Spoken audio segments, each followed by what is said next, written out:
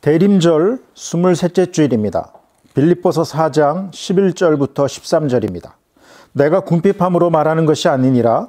어떠한 형편에든지 나는 자족하기를 배웠노니 나는 비천에 처할 줄도 알고 풍부에 처할 줄도 알아. 모든 일 곧 배부름과 배고픔과 풍부와 궁핍에도 처할 줄 아는 일체의 비결을 배웠노라.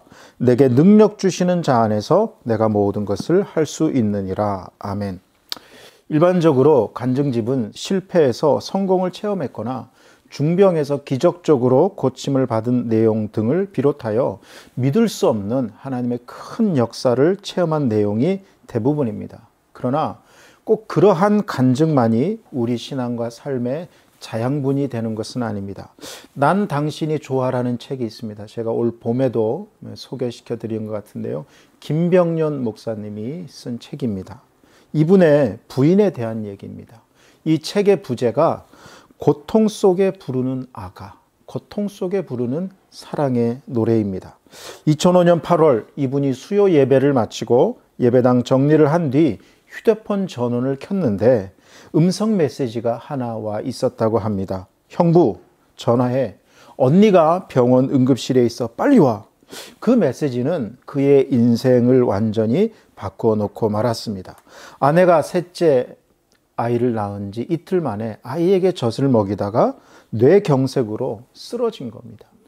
의사는 수술에 성공해도 식물인간이 될 거라고 했습니다. 병원에서 수술 받기 전에 보호자 동의서를 받잖아요. 이분이 하나님께 그렇게 얘기했대요. 하나님, 저는 보호자가 아닙니다. 하나님이 보호자시잖아요. 어떻게 좀 해주세요. 하나님께 절규했습니다. 수술은 성공적으로 마쳤지만 의사의 말대로 그분은 식물인간이 됐다고 합니다. 뇌는 살아있어서 상대방이 말하는 것을 이해는 하지만 신경 조직이 마비되어 몸을 움직일 수 없으니까 반응을 못하는 거예요. 다만 손가락과 눈썹으로만 반응할 뿐이었다고 합니다. 이 사고가 있은 지 3년 뒤 아내는 전기장판의 누전으로 다리에 화상을 입어서 한쪽 다리마저도 절단했다고 합니다. 이분이 지금도 아침에 일어나면 새 자녀에게 가장 먼저 하게 하는 일은 엄마에게 뽀뽀하게 하는 것입니다. 엄마에게 뽀뽀 10번 외치면 새 아이가 달려가서 엄마의 볼과 입술에 뽀뽀를 하는데 아내는 슬며시 미소를 짓는다고 합니다. 가끔은 엄마에게 재밌는 얘기 5개 하면 맛있는 거 사줄게 라는 그런 이벤트를 하기도 한답니다.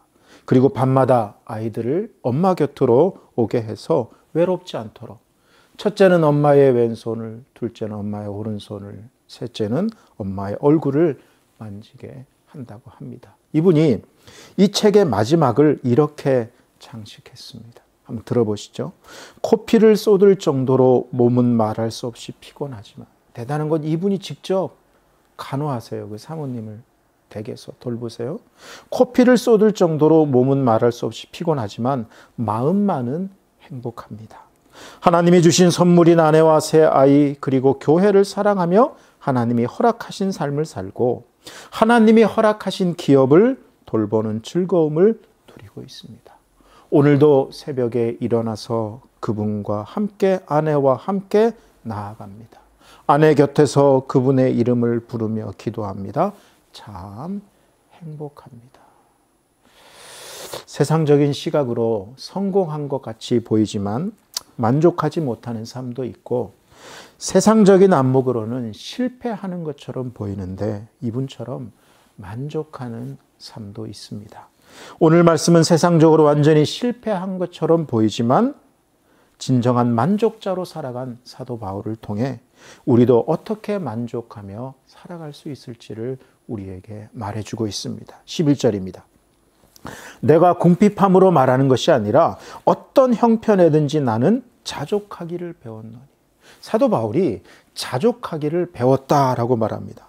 이 자족이라는 단어는 기독교에만 있는 단어가 아니에요. 세상에서도 이 단어를 씁니다. 여러분 무소유로 유명한 법정 스님 아시죠? 그분의 책에 보면 난 이야기가 나옵니다. 친구분 한 분이 난을 선물했는데 여러분 난 키워보셨습니까? 정말 키우기 쉽지 않습니다. 그만큼 정성을 들여야 돼요. 닦아줘야 되고요. 햇빛도 적당하게, 공기도 제대로 노출시켜주고, 예, 물도 너무 많이 주면 안 돼요. 그러니까 늘 밖에 외출하고 밖에 나가 있지만 마음은 늘 난 비 맞으면 안 되는데 늘 그러한 마음을 가지고 살았다 그래요. 근데 그분이 그 난을 통해서 큰 깨달음을 하나 얻었다고 합니다. 한번 들어보세요. 나는 이때 온몸 그리고 마음속으로 절절하게 느끼게 되었다. 집착이 괴로움인 것을. 그렇다.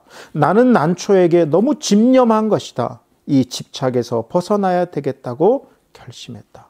며칠 후 난초처럼 말이 없는 친구가 놀러 왔기에 선뜻 그의 품에 난을 안겨주었다. 비로소 나는 얽매임에서 벗어난 것이다. 이때부터 나는 한 가지씩 버려야겠다고 스스로 다짐했다. 그래서 자신은 난을 통해서 무소유를 배웠다고 그렇게 말합니다. 사도 바울이 살던 시대에 이 자족이란 단어는 철학자들인 스토아 철학자들이 자주 사용했던 단어이기도 합니다. 그들은 욕구를 제거함으로써 자족에 이른다고 생각했습니다. 그래서 가장 작은 것에 만족할 수 있는 사람이 가장 부한 사람이라고 가르쳤고, 또한 어떤 일이 일어나도 감정을 배제해야 자족할 수 있다, 그렇게 생각해서 그들이 자주자주 했던 말이 뭐냐? 상관이 없어요. I don't care. 그 말을 자주자주 했다고 합니다. 그런데 이렇게 상관이 없어요, 괜찮아요를 많이 말하기만 하면 여러분 저절로 자족이 찾아오면 얼마나 좋겠습니까? 그렇지 않죠. 그러면 성경에서 말하는 자족, 만족은 무엇일까요? 자족은 우리 안에서 만들어지는 게 아니라, 세상은 그렇게 말합니다. 안에서 비워지면 자족을 할 수 있고 욕심을 제거하면 자족을 할 수 있다는데, 우리 안에서 만들어진다고 하는데 성경은 우리 밖에 계신 분이 만들어 주시는 것이라고 합니다. 12절입니다. 나는 비천에 처할 줄도 알고 풍부에 처할 줄도 알아. 모든 일 곧 배부름과 배고픔과 풍부와 궁핍에도 처할 줄 아는 일체의 비결을 배웠노라. 사도 바울이 비천의 처함을 통해서, 때론 풍부함의 처함을 통해서 자족을 배웠다라고 하는 것입니다. 우리는 비천함에 처할 수도 있습니다. 정도의 차이일지만 비천함에 처할 수도 있고 풍부함에 처할 수도 있습니다. 비천하면 비굴해지거나 자포자기에 빠져서 다른 사람과 세상과 하나님을 원망하기 쉽습니다. 반대로 풍부해지면요, 교만해지거나 게을러지거나 하나님을 잊기 쉽습니다. 솔직히 비천에 처해서 자족하는 것보다 풍부에 처해서 자족하는 것이 훨씬 더 어렵습니다. 그런데도 바울은 풍부할 때나 궁핍할 때를 이겨낼 수 있었던 것은 비결을 배웠기 때문이라는 거예요. 이 비결을 배우라라는 단어는요, 옛날 신비 종교의 입문에서 비밀 지식을 전수받는다라는 그런 뜻이 있습니다. 또 입을 다물다라는 그런 단어에서 온 그런 단어이기도 합니다. 이런 거죠. 유명한 요리사가 음식을 만들 때 특별한 맛을 내는 방법이나 장인이 작품을 만들 때 그 특별한 방법은 아무에게도 안 가르쳐 줍니다. 여러분, 며느리에도 안 가르쳐 준다 그러잖아요. 자신의 수제자 같은 사람에게만 가르쳐 줍니다. 그것도 사람들 많이 있을 땐 가르쳐 주지 않고 두 사람만 있을 때 가르쳐 줍니다. 그것도 큰 소리로 가르쳐 주는 게 아니라 속삭이듯이, 그 사람만 들을 수 있게끔 속삭이듯이 가르쳐 줍니다. 그게 바로 비결을 가르치고 배우는 것입니다. 바울이 풍부를 경험할 때나 궁핍을 경험할 때 주님께서 옆에서 그 바울 안에서 속삭여 주셨다는 거죠. 바울아, 힘들지. 그래서 네가 복음을 위해, 나를 위해 살아줄래? 내가 너와 함께 할게. 이것이 바울이 배운 일체의 비결이라는 겁니다. 고린도후서 12장에 보면 사도 바울이 가지고 있었던 육체의 가시에 대한 얘기를 해요. 어떤 분은 그게 간질이었다고 하고 어떤 분은 다른 질병이었다고 하는데, 여러분, 바울이 누굽니까? 수많은 병자를 고쳐준 사람입니다. 그의 손수건이나 그의 앞치마를 가지고 가서 병자나 귀신 들린 사람 위에 놓으면 병이 낫고 귀신이 다 떠나갔습니다. 그런데 정작 바울 자신에게는 육체의 가시가 있었던 겁니다. 그리고 그게 얼마나 괴로웠던지 사탄의 가시라고 표현한 것으로 볼 때 자신의 사역에 치명적인 방해가 됐던 것이 분명합니다. 그래서 바울은 하나님께 고쳐달라고 3번 간구했습니다. 이 3번이라는 숫자는 단지 그냥 횟수만을 말하는 것이 아닙니다. 예수님께서도 겟세마네 동산에서 하실 수만 있거든 이 잔을 내게서 지나가게 없어서 땀방울이 핏방울이 되도록 3번 기도하셨거든요. 그러니까 이 3번의 기도는 그만큼 간절하고 처절한 기도를 했다는 거죠. 근데 하나님이 어떻게 응답하세요? 나에게 이르시기를 내 은혜가 내게 족하도다. 이는 내 능력이 약한 데서 온전해짐이라 하신지라. 그러므로 도리어 크게 기뻐함으로 나의 여러 약한 것들에 대하여 자랑하리니 이는 그리스도의 능력이 내게 머물게 하려 함이라. 그러므로 내가 그리스도를 위하여 약한 것들과 능력과 궁핍과 박해와 공고를 기뻐하노니 이는 내가 약할 그때 곧 강함이니라. 하나님께서는 바울에게 내가 그 가시를 갖고서도 자족할 수 있니? 라고 말씀하셨다는 겁니다. 그리고 바울은 이 하나님의 응답에 완전히 굴복했다는 거죠. 왜냐하면 약한 자신과 강한 주님이 합쳐져서 자족과 온전함에 이르는 비결을 체험했기 때문이에요. 약한 자신, 어떻게 내 힘으로 자족해요? 어떻게 내 힘으로 욕심을 다 비워낼 수 있겠어요? 근데 그런 약한 자신과 강한 주님이 합쳐져서 온전함과 자족함에 이르는 비결을 배웠다는 것입니다. 그래서 오늘 13절에 내게 능력 주시는 자 안에서 내가 모든 것을 할 수 있다 고백합니다. 내가 할 수 있다. 여기에 강조가 있는 게 아닙니다. 내게 능력 주시는 자 아닙니다. 세상 사람들은 자족에 이르기 위해 스스로 자기를 가르치고 배운다고 하지만 그러나 바울은 자신에게 자족과 일체의 비결을 가르쳐 주신 분이 있다고 말합니다. 그분이 바로 내게 능력을 주시는 분입니다. 이길 힘을 주시는 분입니다. 그런 의미에서 세상도 자족을 말하고 바울도 자족을 말하지만 그 자족은 결코 동일한 의미가 아닙니다. 세상이 말하는 자족은요, 자급자족이에요. self-sufficient. 셀프의 말 그대로. 그러나 성경이 말하고 바울이 말하는 자족은요, God, 신급 자족입니다.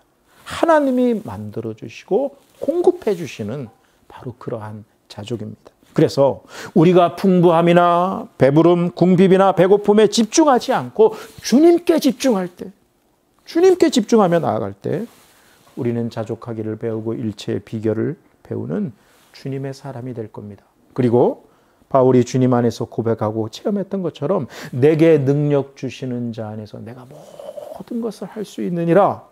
내가 약할 곧 그때 나는 오히려 강함이니라.